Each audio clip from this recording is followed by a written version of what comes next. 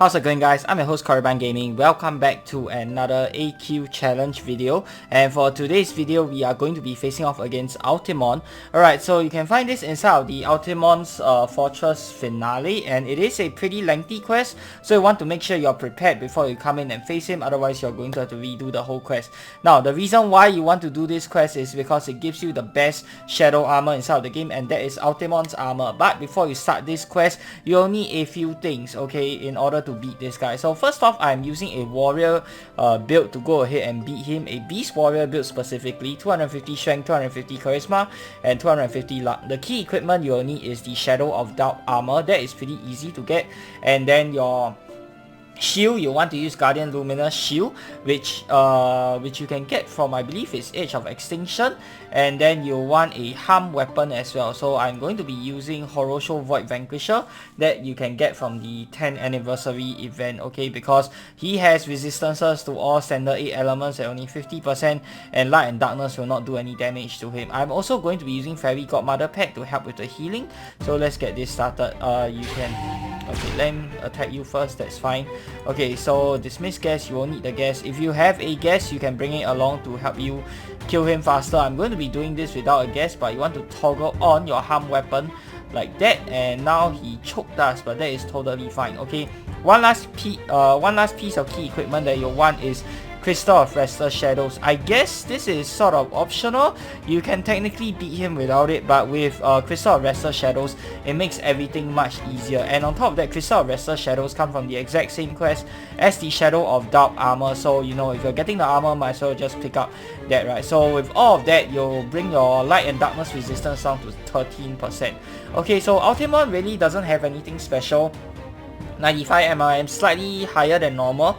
Backlash 100%, which means that whatever damage you do to him will be reflected onto you. Okay, so you really don't want to nuke him, otherwise you'll be eating the nuke as well. Other than that, he has low resistances and his HP is pretty tanky. Alright, so I'm going to try using Invoke Doubt. I can't remember. I think this one has a paralyzed chance. Oh, okay. So yeah, what is special about this Invoke Doubt is that it has a chance to paralyze if you manage to land the hit, and each time you miss, I think it grows, or each time you land the hit, it grows. There's a counter for it or something like that. Oh, cannot be paralyzed. Okay, so this is one of those monsters based off the old standards whereby you cannot paralyze him and cannot stun him, but it is not reflected here under freedom. So yeah, I guess you just have to beat him the old-fashioned way.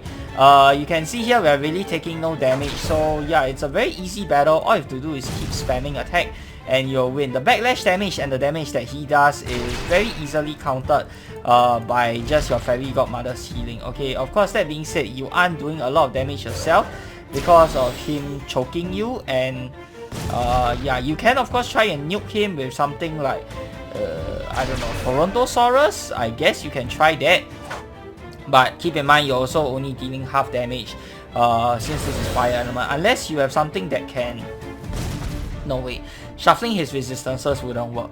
So yeah, if you're something like a mage build, you can of course one turn kill and nuke him with your Book of Burns, or if you have some premium buff items, you can use that to increase your damage to help take him out faster. But other than that, I don't think he heals, so he shouldn't be a big threat. It's basically just a matter of attrition. You can see here, he can't do any damage to me, so yeah, it's only a matter of time before we can beat him. Super duper easy battle once you are prepared, okay? And he chokes me again, that's fine. I am also not landing a lot of my hits, unfortunately. That is fine. Okay, slow and steady wins the race, guys.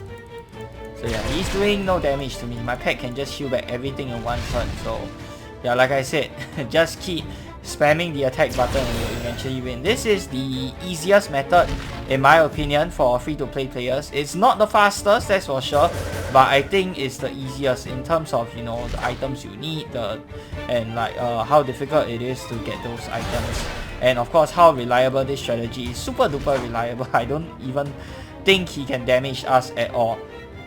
If you find yourself running out of SP later on, you can just use Essence Orb to heal back up, so you have enough to upkeep your harm toggle for your blade as well as for your Crystal of Restless Shadows. But you're using very little SP each turn. I think you're only losing like a little bit of SP each turn. Let me see. Okay, 740, 736. I think you're losing like what, 4 SP each turn? Yeah, okay, you're losing like 4 SP each turn. Then you will beat him long before you run out of SP. So you don't even need Essence Orb for this. And keep in mind that you cannot use Power Word die here, otherwise he's just going to reflect it. So try not to use your all weapon if you can, though I don't know why you want to use your all weapon. Anyway, you should be using a harm weapon to maximize your damage, okay? Oh, come on, stop missing.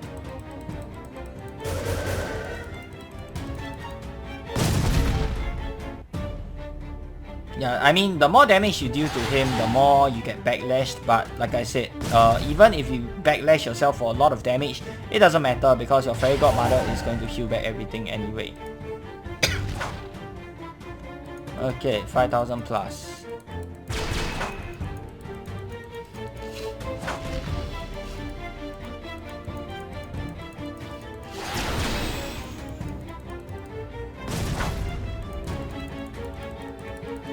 And technically, you can just go to sleep right now.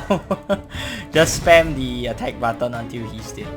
Yep, I don't think he has any other mechanics at low HP, right? Okay, let's see. Go.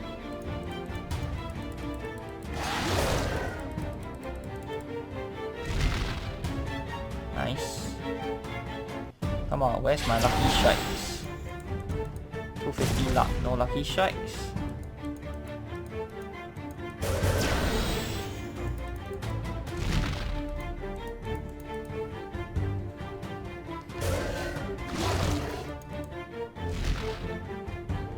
And yeah, the choke, he just refreshes the choke, but it's only like a 0.75 times choke. It's not the end of the world. Yes, you don't do a lot of damage, but there's nothing much you can do to avoid it unless you're playing some form of a dodge build. For dodge builds, I would say that I don't think there's any dodge build that is like readily available that can guarantee dodge.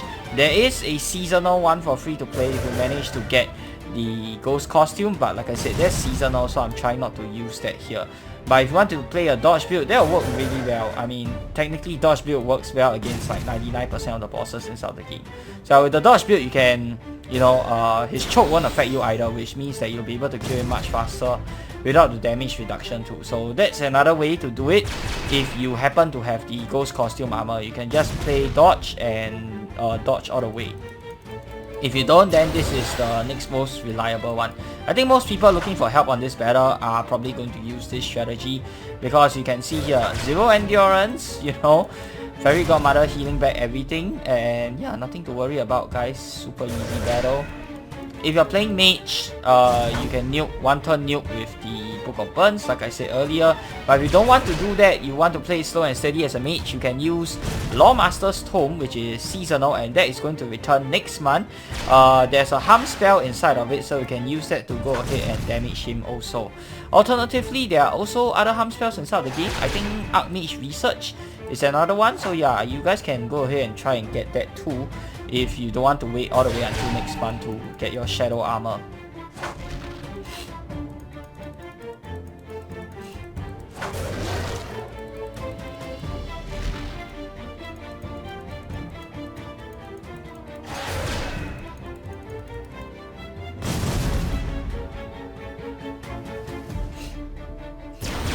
I think he should be below half HP now. I'm not seeing anything special out of him. Yeah, other than the fact that he hits with both light and dark, there's nothing you need to worry about.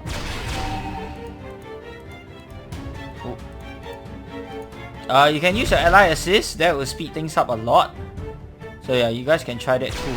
Though ally assist, generally they won't work very well against him because 50% resistant to all elements. I think you can try and turn him undead with Zorbek and then use Arctics. That's one way. Does that even work? Actually, I'm not sure. Let's try that. Okay, yeah, let's actually try that. So you can speed it up a little bit. Can he be turned into an undead? Oh, okay. So yeah, you can't turn him into an undead, so you can't shapeshift him either, so that's not going to work. Yeah, so the best way is to just use a harm weapon. Ally assist, even though they are auto hit, they only do half the damage, so I don't think it's worth. You can use Aquella because Aquella has bleed, or you can also use Robina to take down his MRM so they will land your hits more often. Let's do Robina. I think Robina reduces his MRM by, let's see, how much? Oh, okay, wait, he's also immune to Robina. Oh, interesting. Wait, he's immune to a lot of things. Does Aquella work? Okay, I guess he's immune to a lot of effects. Oh, okay, so I guess he's immune to basically everything. So yeah, you can't do anything fanciful against him. Oh, by the way, if you have Shadow Feeder Pendant, you can use that as well. Because he has 0 intellect, you will be able to proc your Shadow Feeder Pendant quite easily. So yeah, you can use that for extra turns. I didn't use that here because I want to showcase this series of guide videos with as minimal equipment needed as possible. So yeah, if you have Shadow Feeder Pendant, use that, get double turns, then you'll be able to take him down in half the time. And you'll be able to win the proc on Shadow Feeder Pendant very easily because, like I said, he has 0 intellect. Okay, so 2000 HP left, almost there, about 3/4 of the way through now. Oh, come on, stop missing. Stop missing, please. Oh, come on. I guess you can bring out a pet and guess that does damage. Yeah, that will speed it up a bit. Run it 1-1.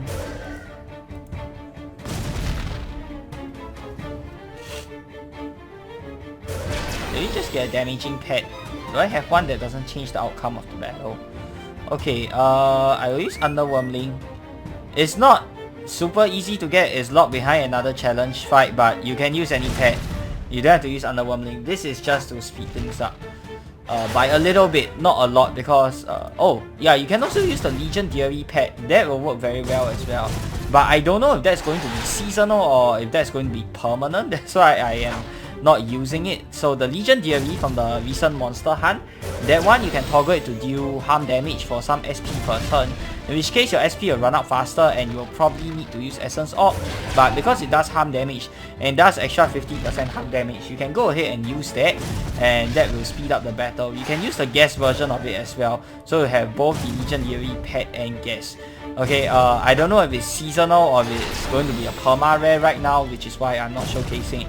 In case, you know, you're watching this video a few months into the future, that might no longer be there. Alright.